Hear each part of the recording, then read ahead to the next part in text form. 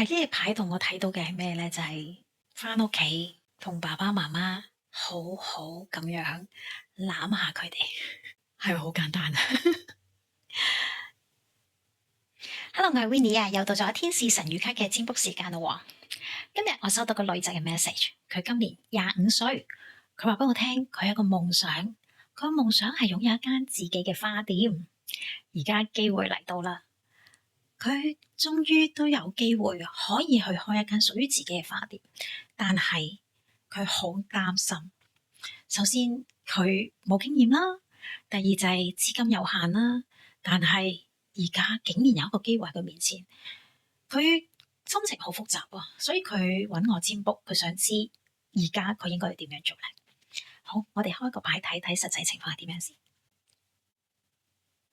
首先要恭喜下呢個女仔先啦，可以做到自己想做嘅嘢，真係唔係咁多人都做到㗎。另外我睇到個狀況其實都係一片光明嘅。好，我哋開一個意見牌，望一望有啲乜嘢嘢可以協助佢平復返佢而家咁複雜嘅情緒先。喺呢個牌同我睇到嘅係咩呢？就係返屋企同爸爸媽媽好好咁樣攬下佢哋，係咪好簡單啊？首先，其實呢個女仔本身係真係好有能力嘅，佢唔需要懷疑自己 handle 唔到，因為要記住，所有嘅機會嚟到你面前嘅時候，永遠都係一個機會。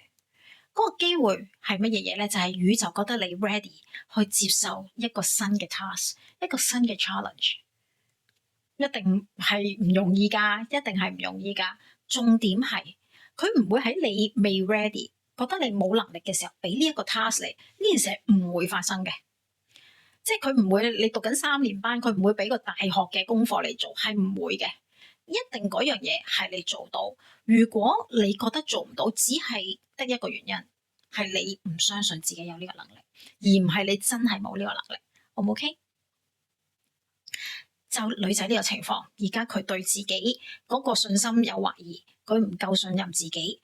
最好嘅做法就係返屋企真係攬爸爸媽媽。咁之前嗰啲集數我都有提過啦，點樣攬爸爸媽媽啦。好，我當呢個係阿媽媽先啦吓，呢個係阿媽媽個頭啦。攬嘅時候唔好攬媽媽嘅膊頭，攬媽媽腰咁樣攬。最好咧，將自己咧真係融咗入去媽媽個身體入邊，俾媽媽全咁樣攬實你，包裹住你咁嘅感覺。呢一個係最好同最快令到我哋嘅自信啊，我哋嗰個 core 啊穩定嘅最快做法嚟嘅，最快過做療愈添啊！呢個快過做療愈添啊！如果其他觀眾睇到呢度嘅時候會話，咁我媽死咗喎，咁點啊？或者同媽媽失去咗聯絡喎，總之個媽媽唔喺隔離嘅，揾唔到嘅，或者同個媽媽鬧翻咗嘅，同爸爸鬧翻咗，咁點呢？Cushion冇唔緊要，枕頭點都有個啦啩。幻想住呢一個就係你爸爸或者媽媽，照攬一樣嘅。其實 cushion 或者枕頭最好嘅原因係咩咧？因為佢軟腍腍啊，你睇佢軟腍腍啊，你真係可以咁樣挨晒落去。你個感覺咧，只要你願意去投入去諗，你就會感受到噶啦。所以唔好同我講話唔得。唔得，唔係我嘅方法唔得，係你唔夠投入，係你唔能夠相信呢一個枕頭可以做到咁嘅效果。我希望會試咗呢個方法嘅朋友咧，都留言同我哋分享一下，好冇？好啦，咁樣攬住，記住攬佢哋嘅腰，攬爸爸媽媽嘅腰，正唔正面攬冇所謂，最緊要就係你讓自己咁樣，好投入咁樣喺佢哋嘅懷抱入邊，俾佢哋攬住嘅感覺。你覺得好安全嘅感覺，你有被保護嘅感覺，被支持嘅感覺，呢啲就係我哋需要嘅嘢啦。最好仲可以做啲咩呢？攬住嘅時候就話多謝你啊媽媽，多謝你爸爸，有你哋保護我、支持我，我真係覺得好幸福。可以做到你嘅女兒、孩子，我真係好幸運。多謝你哋，我愛你哋。好啦，講完呢啲嘢之後咧，讓自己靜一靜咁去感受住呢一個空間，感受住呢一份愛嘅流動，就係爸爸媽媽愛我哋啦，我哋好感恩有爸爸媽媽嘅創造，呢一個叫做愛嘅流動。嗱，係咪一定眯埋眼呢？冇所謂嘅，只不過我會覺得眯埋眼嘅原因點解好呢？我哋眼睛如果擘大眼望到其他嘢呢，我哋會被干擾咗。眯埋眼，我可以好專心喺我嘅手度啦，我嘅耳仔啦，我嘅皮膚嘅觸感啦，身體同身體嘅接觸啦，或者你攬住個枕頭嗰個觸感啦，我咪可以所有嘅感官都投入喺呢一件事入邊，就幫助自己去做呢一個部分嘅加強，明白嗎？呢一啲練習幾時做都得。咁你話我冇 cushion，我唔攬枕頭得唔得啊？攬公仔都得，你搵件衫攬下都得，你搵條毛巾攬下都得，其實冇所謂嘅。重點係嗰一樣嘢有一個比較實質啲，冇嘢攬都得噶。譬如我自己啦，我會做觀賞嘅，觀賞係唔需要攬實物噶。我會眯埋眼，我就係諗住個媽媽喺隔籬，我咪就攬埋佢咯。我同樣都 feel 到頭先我講嘅嘢噶，係啊。咁呢個當然係 advance 少少嘅 version 啦。